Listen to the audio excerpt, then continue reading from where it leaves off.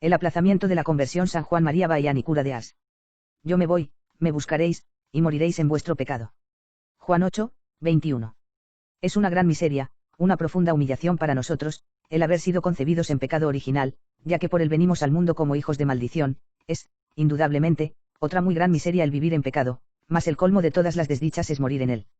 Es cierto que no pudimos evitar el primer pecado, o sea el de Adán, pero podemos fácilmente evitar aquel en que caemos tan voluntariamente y, una vez caídos, podemos deshacernos de su opresión con la gracia de Dios. ¿Cómo podemos permanecer en un estado que nos expone a tanta desdicha por toda una eternidad? ¿Quién de vosotros no temblará al oír a Jesucristo cuando nos dice que un día el pecador le buscará, pero no le hallará, y morirá en su pecado? Dejo a vuestra consideración el considerar el estado en que descansa quien vive tranquilo en pecado, siendo la muerte tan cierta y tan inseguro el momento. Con gran razón nos dice, pues, el Espíritu Santo, Sap. 5. 6, que los pecadores se han extraviado en su marcha, que sus corazones se cegaron, que sus espíritus quedaron cubiertos de las más espesas tinieblas, y que su malicia acabó por engañarlos y perderlos. Dilataron su vuelta al Señor para un tiempo que no les será concedido, esperaron tener una buena muerte, viviendo en pecado, pero se engañaron, ya que su muerte será muy desgraciada a los ojos del Señor. Tal es, precisamente, la conducta de la mayor parte de los cristianos de nuestros días, los cuales, viviendo en pecado, esperan siempre tener una buena muerte, confiando en que dejarán el estado de culpa, que harán penitencia y que, antes de ser juzgados, repararán los pecados que cometieron. Mas el demonio los engaña, y no saldrán del pecado más que para ser precipitados al infierno. Para haceros comprender mejor la ceguera de los pecadores, voy a demostraros. Alegrados que cuanto más retrasamos salir del pecado y volver a Dios, mayor es el peligro en que nos ponemos de perecer en la culpa, por la sencilla razón de que son más difíciles de vencer las malas costumbres adquiridas. Segundo, cada vez que despreciamos una gracia, el Señor se va apartando de nosotros, quedamos más débiles, y el demonio toma mayor ascendiente sobre nuestra persona.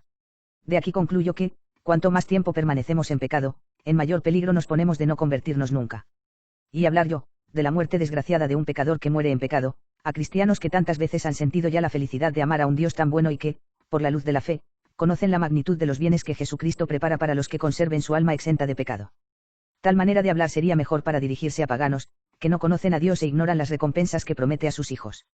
Oh, Dios mío. Cuán ciego es el hombre al dejar perder tantos bienes y atraer sobre sí tantos males, permaneciendo en pecado. Si pregunto a un niño, ¿para qué fin Dios te ha creado y te ha conservado hasta el presente?, me responderá, para conocerle, amarle, servirle y por este medio alcanzar la vida eterna. Mas si yo le dijese, ¿por qué no hacen los cristianos lo que deben para merecer el cielo? Esto proviene, me diría, de que han perdido de vista los bienes del cielo, y piensan hallar toda su felicidad en las cosas creadas. El demonio los engañó y los engañará aún, viven sumidos en la ceguera en ella perecerán, por más que tengan la esperanza de salir un día del pecado. Decime, ¿no estamos viendo todos los días a personas que viven en pecado, que desprecian todas las gracias que Dios les envía, buenos pensamientos, buenos deseos, remordimientos de conciencia, buenos ejemplos, la palabra de Dios? Siempre con la esperanza de que Dios las recibirá cuando tengan a bien retornar a Él, no se dan cuenta, en su ceguera, de que, durante ese tiempo, el demonio les va preparando sitio en el infierno. Oh ceguera. ¿A cuántos has echado al infierno, y a cuántos arrojarás hasta el fin del mundo? En segundo lugar, digo que esta consideración debe hacer temblar a un pecador que permanece en el pecado, aunque tenga la esperanza de salir de él. Ante todo, ¿no sois vosotros tan ignorantes para no saber que un solo pecado mortal será la causa de que nos perdamos para siempre si llegamos a morir sin confesarlo, sin haber obtenido el perdón? En tercer lugar, sabemos muy bien que Jesucristo nos recomienda que estemos siempre preparados, pues nos hará salir de este mundo en el momento más inesperado, y si no dejamos el pecado antes de que nos llame a otra vida, nos castigará sin misericordia. Oh, Dios mío. Podremos vivir tranquilos en un estado que nos expone a caer en los abismos. Y si esto no es bastante para conmoveros, oídme por un momento, o mejor, abrid el Evangelio, y veréis si se puede vivir tan tranquilo, como vosotros vivís, estando en pecado. Todo os está advirtiendo que, si no salís pronto del pecado, vais a perecer, los oráculos, las amenazas, las comparaciones, las figuras, las parábolas, los ejemplos, todo aquello os dice que, o bien no podréis convertiros, o bien no querréis hacerlo. Oíd lo que el mismo Jesucristo dice al pecador: andad mientras brilla delante de vosotros la luz de la fe, Joan 12:35, para evitar que, despreciando esa guía, os extraviéis para siempre. En otro lugar, Marc 13:33, nos dice: vigilad, vigilad continuamente, ya que el enemigo de vuestra salvación trabaja constantemente para perderos. Y además, orad, orad sin cesar para atraer sobre vosotros los auxilios del cielo, pues vuestros enemigos son muy poderosos y astutos. ¿A qué tanto empeño?, nos dice, a que vivir tan ocupados en las cosas temporales y en los placeres, si dentro unos momentos lo habréis de abandonar todo. Nada más espantoso que la amenaza de Jesucristo a los pecadores al decirles que, si no quieren volver a Él cuando les ofrece su gracia, día vendrá en que le buscarán implorando misericordia, mas Él los despreciará y, a fin de no dejarse conmover por sus oraciones y lágrimas, se tapará los oídos y huirá de ellos. Oh, Dios mío. Qué desdicha ser abandonado de vos. ¿Cómo podremos pensar en esto sin morir de dolor? Si sois insensibles a estas palabras, es que ya estáis perdidos.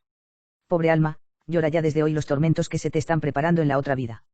Prosigamos, oigamos al mismo Jesucristo, y veremos si nos es dado vivir seguros queriendo permanecer en el pecado. Sí, nos dice, vendré como ladrón nocturno, que procura sorprender al dueño de la casa en el momento en que más confiado duerme. Maz 24, 43, nos dice, igualmente, que la muerte vendrá a cortar el hilo de la vida criminal del pecador en el mismo momento en que su conciencia estará cargada de crímenes, y habrá tomado la buena resolución de librarse de ellos, sin haberlo hecho todavía. En otro lugar, nos dice que nuestra vida transcurre con la rapidez de un rayo que cruza de oriente a occidente. Maz 24. 27, hoy vemos a un pecador lleno de vida y rebosando salud, con la cabeza llena de 1000 proyectos, y mañana las lágrimas de los suyos nos advierten que ya no es de este mundo, del cual ha salido sin saber por qué había venido ni para qué fin. Ese insensato vivió ciego y murió tal como había vivido. Nos dice además Jesucristo que la muerte es el eco de la vida, para darnos a entender que aquel que vive en pecado, es casi seguro que morirá en pecado, a no ser un milagro de la gracia. Es esto tan cierto, que leemos en la historia que cierto hombre hizo del dinero su Dios, al caer enfermo, ordenó que le trajesen una gaveta llena de oro para gozarse con el placer de contarlo, y cuando ya no tuvo fuerzas para ello, puso su mano debajo del montón hasta que murió. De otro se cuenta que, cuando el confesor le presentó un crucifijo para moverle a contrición, dijo, si este Cristo fuese de oro, valdría muy bien tanto.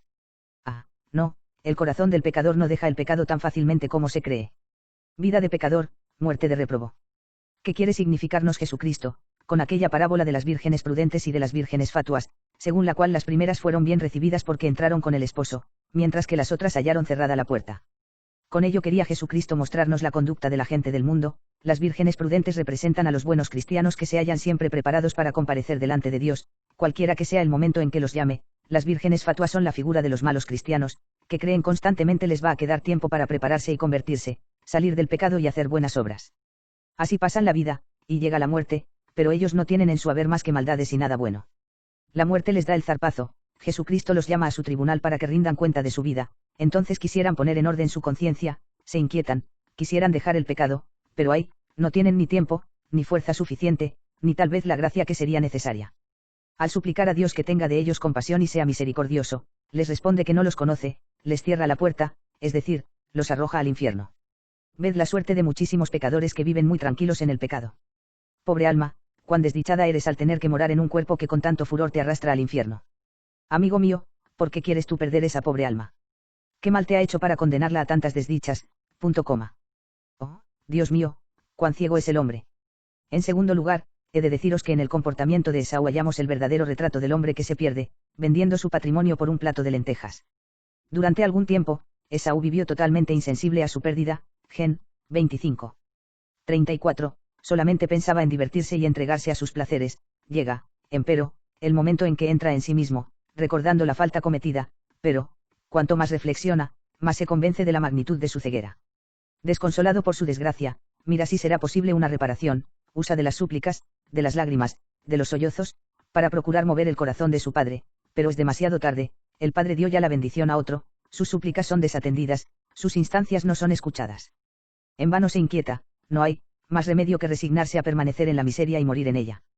Ved aquí lo que acontece en todo tiempo al pecador, vende a su Dios, a su alma y el lugar que en el cielo tiene destinado, por menos de un plato de lentejas, esto es, por el placer de un instante, por un pensamiento de odio, de venganza, por una mirada o un tocamiento deshonesto consigo mismo o con otros, por un puñado de tierra, por un vaso de vino. ¿Por qué miseria eres entregada, alma hermosa? Vemos también, en efecto, a esos pecadores vivir tranquilos por algún tiempo, tan en paz, a lo menos aparentemente, como si en su vida no hubiesen realizado más que buenas obras. Unos piensan en sus placeres, otros en los bienes de este mundo, pero, como aconteció a Esaú, llega el momento en que reconocen su falta, quisieran poderla reparar, pero es demasiado tarde. Gimiendo y derramando lágrimas, conjuran al Señor para que les devuelva los bienes que ellos vendieron, esto es, el cielo, mas el Señor hace cual el padre de Esaú, les responde que dio su lugar a otro. En vano ese pobre pecador exclama e implora misericordia, no tiene más remedio que resignarse a permanecer en su miseria y precipitarse en el infierno. Oh, Dios mío. Cuán desdichada a los ojos del Señor es la muerte del pecador. ¿Cuántos hacen como el desgraciado Sísara, a quien una pérfida mujer adormeció dándole a beber un poco de leche, y aprovechóse de aquella oportunidad para quitarle la vida, sin que el infeliz tuviese lugar a llorar la ceguera que significaba el poner la confianza en aquella pérfida. Así también cuántos pecadores hay a quienes la muerte se lleva tan rápidamente, que no les deja tiempo para llorar la ceguera de haber permanecido en el pecado. Cuántos hay también que imitan al impío Antíoco que reconocen sus crímenes, los lloran e imploran misericordia sin que les sea dado obtenerla, y descienden al infierno lanzando esas desesperantes súplicas no atendidas. Y este es el fin de innumerables pecadores. No cabe duda de que ninguno de nosotros quisiera tener una muerte desgraciada, en lo cual no andamos ciertamente fuera de razón, mas lo que me desconsuela, es el que viváis en pecado y estéis en gran peligro de perecer en él. No soy tan solo yo quien lo dice, sino que es el mismo Jesucristo quien lo asegura. No es verdad, amigo mío, que estás pensando, dejemos hablar al cura, y hagamos nosotros nuestra vida ordinaria. ¿Sabes, amigo mío, la que te acontecerá dejando hablar al cura? ¿Y qué quiere usted que me acontezca? Pues, amigo mío, que te condenarás. Mas yo confío que no será así, pensarás tal vez, hay tiempo para todo. Amigo mío, podemos muy bien tener tiempo para llorar y para sufrir, pero no para convertirnos, y para que te convenzas voy a contarte un ejemplo espantoso. Refiérese en la historia que un hombre de mundo, que durante largo tiempo había vivido en el mayor desorden, se convirtió y perseveró una temporada en aquellas buenas disposiciones, pero al fin recayó, sin pensar ya más en volver a Dios. Sus amigos no cesaban de orar por él, mas él despreciaba todo cuanto se le advertía para su bien. En aquella misma época anunciáronse ejercicios, los cuales debían darse al poco tiempo. Creyóse que aquellas circunstancias serían oportunas para mover al pecador aquel a aprovechar la ocasión que Dios le ofrecía de poder entrar de nuevo en el camino de la salvación. Tras muchas súplicas e instancias por parte de sus amigos, y después de haber él rehusado y resistido obstinadamente, al fin accedió, dando palabra de que asistiría a los ejercicios con los demás. Mas ay. ¿Qué aconteció? Oh. Cuán temibles e impenetrables son los juicios de Dios. La mañana misma en que se le aguardaba, que era el día en que los ejercicios iban a comenzar, supóse que aquel hombre había sido hallado muerto en su casa, sin conocimiento, sin socorro alguno, sin sacramentos. Nos convenceremos de una vez de lo que es vivir en pecado con la esperanza de que un día saldremos de él. Abusamos del tiempo cuando disponemos de él, despreciamos las gracias que Dios nos ofrece, mas, frecuentemente, el Señor, para castigarnos, nos las quita cuando querríamos aprovecharlas. Si al presente no determinamos portarnos bien, quizá, al quererlo, no nos será posible. No es verdad que pensáis confesaros algún día, y entonces dejar el pecado y hacer penitencia. Esta es ciertamente mi intención, esta es tu intención, amigo mío, pero yo voy a decirte lo que harás y lo que vas a ser. Actualmente estás en pecado, no me lo negarás, pues bien, después de tu muerte te condenarás. ¿Y qué sabe usted?, pensarás tú. Si no lo supiese no te lo diría. Además, voy ahora a demostrarte que, viviendo en pecado, aun con la esperanza de salir de tal estado, no lo harás, hasta queriéndolo de corazón, y entonces comprenderás lo que sea despreciar el tiempo y las gracias que en determinado momento nos ofrece Dios. Ya veis, pues, cómo, al retardar nuestra conversión, nos exponemos con frecuencia a no convertirnos nunca. No es cierto que, al caer enfermo, te has dado prisa en llamar a un sacerdote para confesarte, y hasta has concebido un temor grande de que no estuviese bien hecha la confesión. No eres tú quien, en tu enfermedad, dijiste que era gran ceguera esperar a la hora de la muerte para amar a Dios, y que, si te devolvía la salud, te portarías, mucho mejor que hasta entonces, y que obrarías con mucho mayor juicio. Amigo mío, o hermana mía, si nuestro Señor os devuelve la salud, pobres hijos míos, no os fijáis en que vuestro arrepentimiento no viene de Dios, ni del dolor de vuestros pecados, sino solamente del temor del infierno. Hacéis como Antíoco, que lloraba los castigos que sus crímenes atraían sobre sí, mas su corazón no había cambiado. Pues bien, hermana mía, Dios te ha devuelto la salud que con tanta insistencia le pediste, prometiéndole que te portarías mejor. Dime, una vez recobrada la salud, ¿te has vuelto mejor, ofendes menos a Dios, te has corregido de algún defecto, se te ve con mayor frecuencia recibir los sacramentos, quieres que te diga lo que eres? Hello aquí, antes de tu enfermedad te confesabas algunas veces al año, desde que el Señor te ha devuelto la salud, ni aún lo haces por Pascua. ¡Ay! ¿Cuántos entre los que me escuchan obran así? Mas no tengáis cuidado, veréis cómo, a la primera enfermedad, Dios os hará salir de este mundo, o hablando más claro, seréis arrojados al infierno. Muy bien podéis ver cómo permaneciendo en el pecado, aunque sea con la halagüeña esperanza de abandonarlo algún día, os estáis burlando de Dios. Aguardaos, y veréis cuán chocante resulta eso de creer que Dios os perdonará cuando a vosotros os dé la gana de implorar su misericordia. Voy a poneros un ejemplo que, como otro ninguno, viene a tono con lo que hablamos. Se refiere que hubo un caballero bueno en extremo. Tenía un criado tan malvado que no perdonaba ocasión para injuriar a su señor, complacíase, sobre todo, en hacerlo cuando estaba rodeado de visitas y amigos. Le robó muchas cosas y de gran valor, y acabó por seducir a una de sus hijas. Después de este golpe, huyó de la casa por temor a los rigores de la justicia. Pasado algún tiempo, se fue a encontrar a un sacerdote que sabía era muy respetado en la casa del mencionado señor. El sacerdote se personó en la casa del caballero para rogarle que se dignase perdonar las culpas de aquel criado. El señor fue tan bondadoso, que habló así al sacerdote: haré cuanto vos mandéis, mas quiero también que él me dé alguna satisfacción, obrar de otro modo sería dar carta blanca a todos los criminales.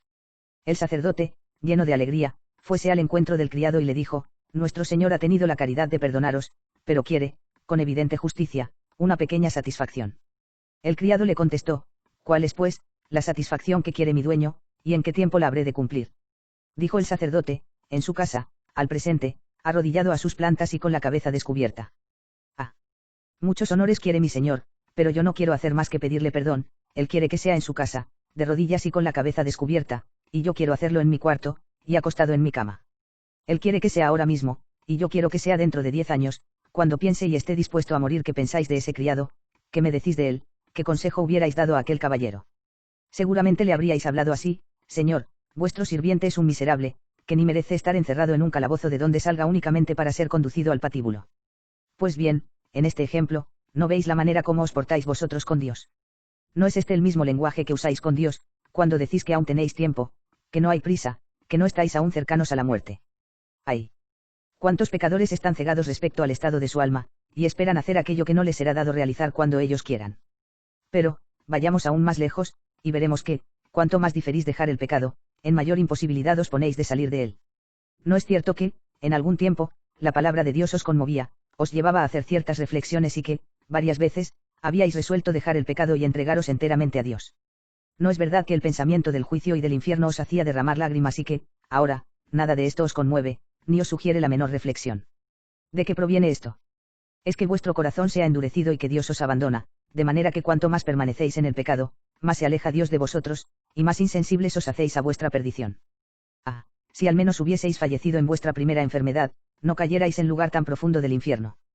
Pero, si quisiese retornar a Dios en la actualidad, me recibirá aún el Señor, amigo, no te digo sí, ni no. Si el número de pecados que Dios tiene el propósito de perdonarte, no está colmado, si no has despreciado aún todas las gracias que Dios te tenía destinadas, bien puedes esperar.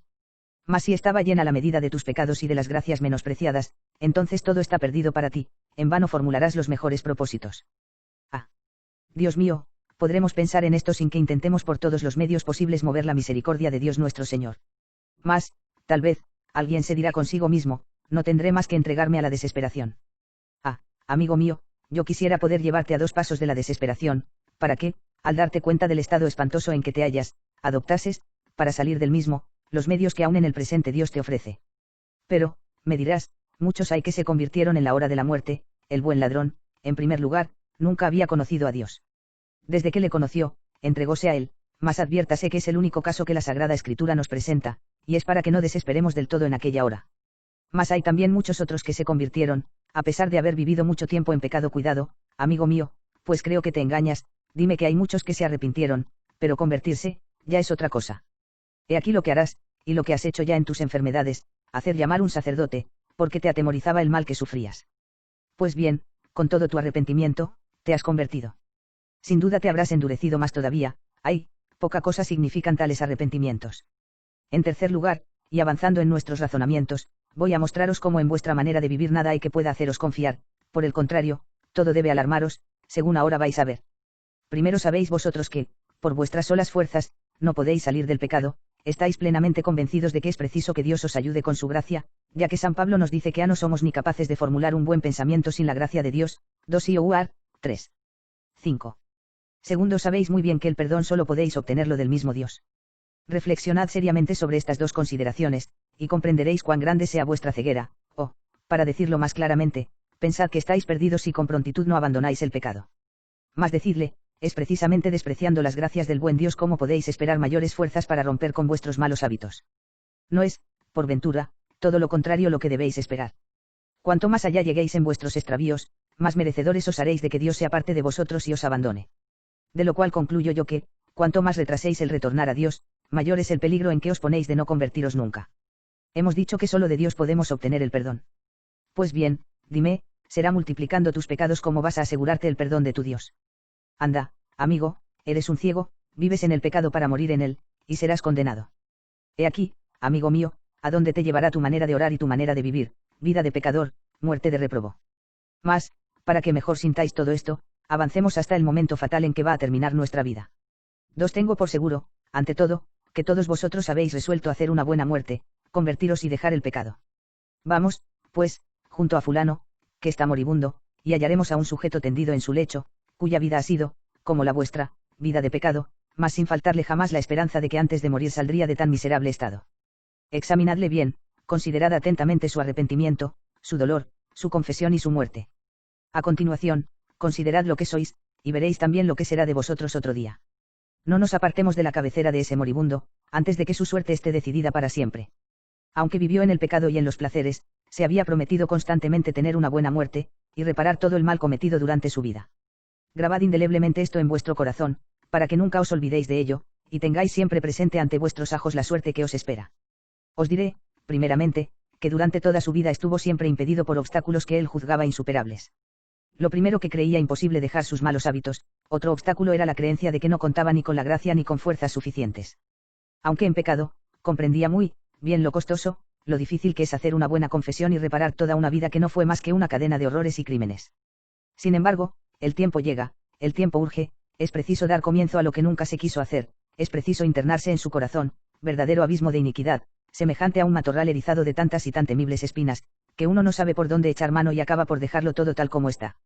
Mas la luz del conocimiento va extinguiéndose poco a poco, y, sin embargo, él no quiere morir en tal estado. Quiere convertirse, es decir, quiere dejar el pecado antes de morir. Que morirá, no hay duda, mas que se convierta no lo creo, sería preciso hacer ahora lo que debía haber hecho estando sano. En la imposibilidad de realizarlo, con lágrimas en los ojos, formula las mismas promesas que ha hecho cuantas veces se halló en trance de muerte, mas Dios no escuchará tales falsedades y mentiras. Para ello será necesario destruir el pecado, que echó ya en su corazón raíces tan profundas, que superan a toda fuerza que intente arrancarlas, como no sea una gracia extraordinaria. Pero Dios, para castigar su desprecio de todas las que en vida le concedió, se la deniega y le vuelve la espalda para no verle, tápase los oídos para no exponerse a que sus gemidos y sollozos le enternezcan. Ay, es preciso morir, y nada de conversión, pero ni tan solo conocimiento tiene, vedle cómo desatina, contestando una cosa por otra. El sacerdote se queja, dice que se le debió avisar más pronto, que el enfermo carece ya de conocimiento, que no puede confesar. Padre, se engaña usted, tiene todo el conocimiento que debe tener antes de morir, si hubiese venido ayer para confesarle, Dios le habría quitado también el conocimiento, ha vivido en pecado despreciando el tiempo y las gracias que él le concediera, y, según la justicia divina, debe morir en pecado. Aguarde usted unas horas y no tardará en verle arrastrado al infierno por los demonios a quienes tan puntualmente obedeció en vida, no aparte de él su mirada y va a ver cómo vomita su alma al infierno. Mas, antes de llegar el terrible momento, consideremos la agitación que experimenta, preguntadle si realmente quiere confesarse, si le sabe mal haber ofendido a Dios, os hará ademán de que sí, bien quisiera confesarse, pero no puede. Ay. Es preciso morir, y nada de confesión. Nada de conversión, nada de conocimiento. Acércate, amigo, mira a este empedernido pecador, que todo lo despreció, que se burló de todo, que creía que al morir todo acabaría para él. Mira a ese joven libertino, no hace aún 15 días dejaba oír su voz en los cafés y casas de diversión, cantando canciones las más obscenas, malversando su dinero en el juego. Mira a esa joven mundana llevada en alas de su vanidad, en la creencia de que jamás podría detenerse ni morir. Oh, Dios mío, hay que morir. Ay. ¿Qué cambio? Es necesario morir y condenarse. Mira aquellos ojos que salen de sus órbitas, presagiando que la muerte va a llegar, ve cómo todos los que le acompañan están afectados de un sentimiento singular, se le contempla con lágrimas en los ojos. ¿Me conoces?, le preguntan. Y él se limita a abrir horriblemente los ojos, con un visaje que pone espanto a cuantos le rodean. Se le mira temblando y con la cabeza inclinada, salid de allí y dejadle morir tal como vivió. Venid vosotros que desde tantos años vais dilatando la confesión para tiempos mejores. Ved cómo sus labios fríos y temblorosos, faltos de movimiento, le anuncian que llega la muerte y la condenación. Amigo, deja por un momento la taberna, y ven conmigo a contemplar ese rostro pálido, ese semblante lívido, esos cabellos bañados en el sudor de la muerte. ¿No ves cómo se erizan sus cabellos? Ay, parece como si experimentase ya los horrores de la muerte. Ay, todo acabó para él, es preciso morir y condenarse. Ven, hermana mía, deja por un momento esa música y esa danza, ven y verás lo que te espera otro día. ¿No ves esos demonios que le rodean, induciéndole a la desesperación? ¿No ves sus horribles convulsiones? Todo está perdido, preciso es que el alma salga de su cuerpo. Oh, Dios mío. ¿A dónde irá esa pobre alma? Ay, solo el infierno será su morada. Un momento, le quedan aún 5 minutos de vida para que le sea manifestada toda su desdicha. Vedle cómo se acerca a su fin. Los circunstantes y el sacerdote pónense de rodillas para mirar si Dios querrá tener compasión de aquella pobre alma. Alma cristiana, le dice el sacerdote, sal de este mundo. ¿Y a dónde quiere usted que vaya, si no ha vivido más que para el mundo, si solamente se acordó del mundo? Además, según la manera como vivió, pensaba no salir nunca de él. Usted, padre, le desea el cielo, pero ella ni tan solo conocía su existencia. Se engaña, padre, dígale más bien, sal de este mundo, alma criminal, ve a quemarte, ya que durante toda tu vida no has trabajado más que para eso. Alma cristiana, continúa el sacerdote, ve a descansar en la celestial Jerusalén. Bravo, amigo, envía usted a aquella hermosa ciudad un alma toda cubierta de pecados, cuyo número excede a las horas de su vida, un alma cuya vida no fue más que una cadena de impurezas, la va usted a colocar junto a los ángeles, junto a Jesucristo que es la pureza misma. Oh, horror. Oh, abominación. Al infierno, ya que allí es donde tiene su lugar señalado. Dios mío, va siguiendo el sacerdote, criador de todas las cosas, reconoced esta alma como obra de vuestras manos. ¿Y qué, padre, se atreve usted a presentar a Dios, como si fuese su obra, un alma que no es más que un montón de crímenes, un alma enteramente corrompida? Cese, amigo, de dirigirse al cielo, vuelva su mirada hacia los abismos y escuche a los demonios cuyo auxilio tanto reclamó, écheles esa alma maldita, ya que para ellos trabajó. Dios mío, dirá tal vez aún el sacerdote, recibid esta alma que os ama como a su Criador y como a su Salvador. Ella ama al buen Dios. ¿Dónde están, amigo, las señales? ¿Dónde están sus devotas oraciones, sus buenas confesiones, sus buenas comuniones? O mejor, cuando cumplió el precepto pascual. Calle usted, escuche al demonio diciendo a gritos que ella le pertenece, ya que desde mucho tiempo a él se entregó. Hicieron un trato de cambio, el demonio le dio dinero, medios de vengarse, le procuró ocasiones de satisfacer sus infames deseos. No, amigo, no le hable más del cielo. Por otra parte, ella tampoco lo desea, prefiere, estando tan cubierta de crímenes, ir a arder en los abismos, antes que subir al cielo, en presencia de un Dios tan puro. Santo cura de Ars, sermón sobre el aplazamiento de la conversión. Detengámonos ahora un momento, antes que el demonio se apodere de ese réprobo, solo le queda el conocimiento necesario para darse cuenta de los horrores del pasado, del presente y del porvenir que, para él, son otros tantos torrentes del furor de Dios cayendo sobre el infeliz para completar su desesperación. Dios permite que en el espíritu de ese desgraciado que todo lo despreció, se te presenten juntos en aquel momento todos los medios que le ofreciera para salvar su alma. Ve entonces cómo tenía necesidad de todo cuanto le ofreció Dios, y no le ha servido de nada. Dios permite que, en aquel momento, se acuerde hasta del ínfimo pensamiento saludable de los que le habrán sido sugeridos durante su vida, y ve cuál fue su ceguera al perderse. Oh, Dios mío. ¿Cuál será su desesperación en tales momentos, al ver que podía salvarse vse de condenar? ¡Ay! El presente y el porvenir completan su desesperación. Tiene plena convicción de que antes de transcurrir 3 minutos estará en el infierno para no salir jamás de allí. El sacerdote, viendo que no hay lugar para la confesión, le presenta un crucifijo para excitarle al dolor y a la confianza, diciéndole: «Mijo mío, he aquí a tu Dios que murió para redimirte, ten confianza en su gran misericordia que es infinita. Salga, de aquí, amigo, ¿no ve usted que solo aumenta su desesperación? Piensa lo que va a hacer. Un Dios coronado de espinas, en las manos de una mundana veleidosa que durante toda su vida solo procuró adornarse para agradar al mundo. Un Dios despojado de todo, hasta de sus vestiduras, en manos de un avaro. Oh, Dios mío. ¡Qué horror! Un Dios cubierto de llagas, en manos de un impuro. Un Dios que muere por sus enemigos, en manos de un vengativo. Oh, Dios mío. Podemos imaginarlo sin morir de horror. Oh, no le presente usted más ese Dios clavado en cruz, todo acabó para él, su reprobación es segura. ¡Ay! Es preciso morir y condenarse, teniendo tantos medios para alcanzar la salvación. Dios mío, ¿cuál será la rabia de ese cristiano durante toda la eternidad? ¡Ay! Oídle al dar sus tristes despedidas. El infeliz ve que sus parientes y amigos huyen de él y le abandonan, y lloran diciendo: ya está, ya murió. Es en vano que se esfuerce en darle su última despedida: adiós, padre mío y madre mía. Adiós, mis pobres hijos, adiós para siempre. Mas ay, aún no ha exhalado su último suspiro y ya se haya separado de todo, ya no les escucha. Ay, yo me muero y estoy condenado. Ay. Sed más buenos que yo. Oh, se le dice, no dejaste de obrar bien durante tu vida. Oh, triste consuelo. Pero no son estas las despedidas que más le entristecen, ya sabía él que un día lo había de dejar todo esto, mas, antes de bajar al infierno, levantaba los ojos al cielo, perdido para siempre. Adiós, hermoso cielo. Adiós, mansión feliz que por tan poca cosa he perdido. Adiós, dichosa compañía de los ángeles. Adiós, mi buen ángel de la guarda, a quien Dios había destinado para ayudarme a mi salvación, y a pesar de vos me he perdido. Adiós, Virgen Santa y Madre Tierna, si hubiese querido implorar vuestro auxilio, vos hubieseis obtenido mi perdón. Adiós, Jesucristo, Hijo de Dios, que tanto sufristeis por salvarme, y yo me he perdido, vos que me hicisteis nacer en el seno de una religión tan consoladora, y fácil de seguir. Adiós, pastor mío, a quien tantas penas he causado al despreciar a usted y todo cuanto su celo le inspiraba para hacerme ver que, viviendo como yo vivía, me era imposible salvarme, adiós para siempre. Al menos los que están aún en la tierra pueden evitar semejante desdicha, mas, para mí, todo se acabó, sin Dios, sin cielo, sin felicidad, siempre llorar, siempre sufrir, sin esperanza de fin. Oh, Dios mío. Cuán terrible es vuestra justicia. Eternidad, cuántas lágrimas me haces derramar, cuántos clamores me haces exhalar, yo que viví constantemente en la esperanza de que un día había de salir del pecado y convertirme. ¡Ay! La muerte me ha engañado, y no he tenido tiempo. Hermano mío, nos dice San Jerónimo, quieres permanecer en pecado, y temes perecer en él. Nos refiere este gran santo que un día fue llamado para visitar a un pobre moribundo y, al verle muy atemorizado, le preguntó qué era lo que tanto parecía asustarle. ¡Ay, padre, estoy condenado! Y diciendo estas palabras, exhaló el postrer suspiro. Oh, infortunado destino el de un pecador que ha vivido en pecado. ¡Ay!